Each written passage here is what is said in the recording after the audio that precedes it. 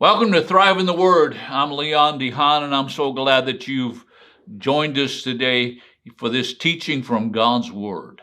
We're looking at 1 Peter, the 5th chapter, verse number 8. And it says, "Be sober in spirit, be on the alert. Your adversary, the devil, prowls around like a roaring lion, seeking someone to devour."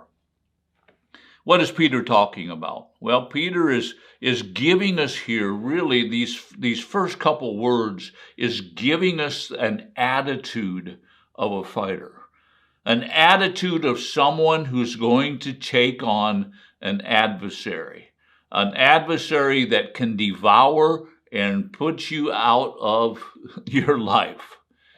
What's Peter saying? He's saying, be sober. Now, when he says be sober, he's not necessarily saying don't be drunk with wine. Actually, when you're drunk with wine, it's really the opposite of being sober. But being sober means to be calm and collected. Have you ever had to say to yourself, now calm yourself down? Well, in order for us to have an attitude of a fighter, we need to calm ourselves down. How many of you know that when things are happening around us, when we sense that something is going awry, that something strange is happening, one of the things that we need to do is we just need to say, okay, God's got this. I just need to calm myself down, and we need to be sober. We need to collect our thoughts. We need to collect our energies and the abilities that God's given us. We need to turn to the Lord, and we need to say, God, I need your help. And see, that's what being sober is. It's just collecting your thoughts. It's being calm in front of the enemy. Many times I've thought of David as he went down to defeat Goliath. I don't think David had a bit of worry and fear in him. Why?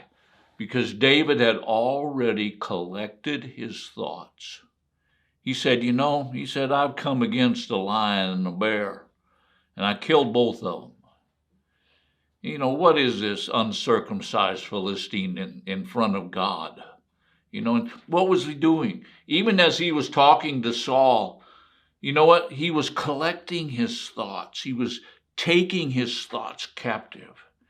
And you know what? When the adversary shows up, the first thing that we need to do is we need to put on what I call the attitude of a fighter. We need to collect our thoughts. We need to calm ourselves down. I've taken some self-defense classes. And one of the things in these classes that they teach you is they teach you that when you're confronted with a life-threatening person, that the first thing you need to do is act rationally. You need to calm yourself down. Instead of flying off the handle and doing something that would harm you and harm the other person, you need to calm yourself down. You need to be a person that's in control of the situation. Now, the next thing that Peter says is you need to be alert. You need to be alert. You need to be watchful. You need to be watching. I know that in self-defense classes, my instructor said, you know what, if you can sneak up on me while I'm walking in the mall, he said, I'll buy you a cup of coffee. Well, you know what? It was impossible because he had trained himself so well that he was alert to his surroundings all the time.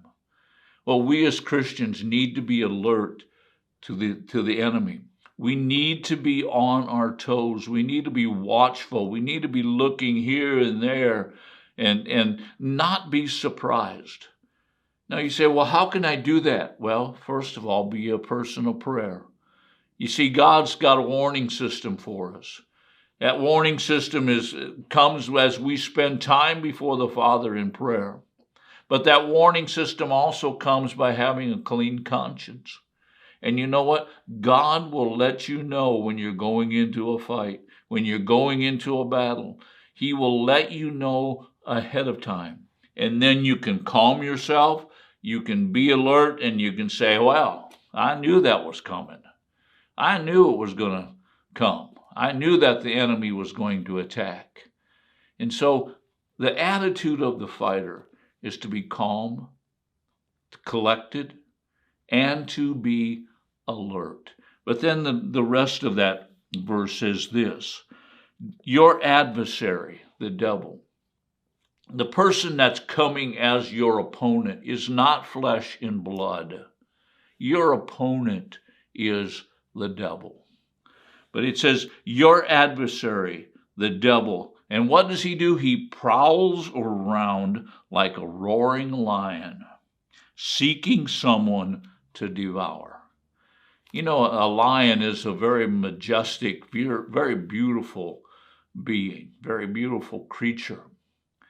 I've been in South Africa, and I've been on safari where I've had opportunities to watch the lions, and it's an amazing thing. And I remember I was on actually on an animal farm, a lion farm, where they were growing or producing what they called the white lion. And it's a beautiful, beautiful creature. It's got a kind of a tannish mane, but its body is very light colored. And I remember standing one time outside the cage of a lion, and that lion all of a sudden roared. And you know what? It vibrated every part of my being. It was so powerful. So I'm not telling you here that the roar of the lion isn't powerful. It's very powerful. In fact, the roar of the lion many times causes people to go to flight. And in the flight, that's when the lion attacks. You see, lions will drive their prey. And they'll drive their prey by walking around roaring. And they'll drive their prey into a trap. So, if you remain calm, if you remain alert, when the enemy comes at you, you know what? You can then defeat anything that he throws at you. Now keep in mind that the enemy, all he can do is make a noise. All he can do is roar.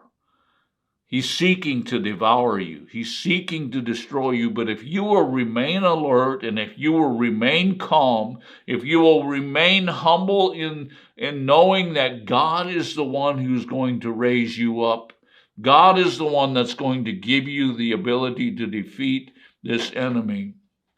If you will do that, there is nothing that the enemy can do to destroy you. So, be alert. Be calm, be alert, be watchful, be collected, because the enemy is trying to scare you.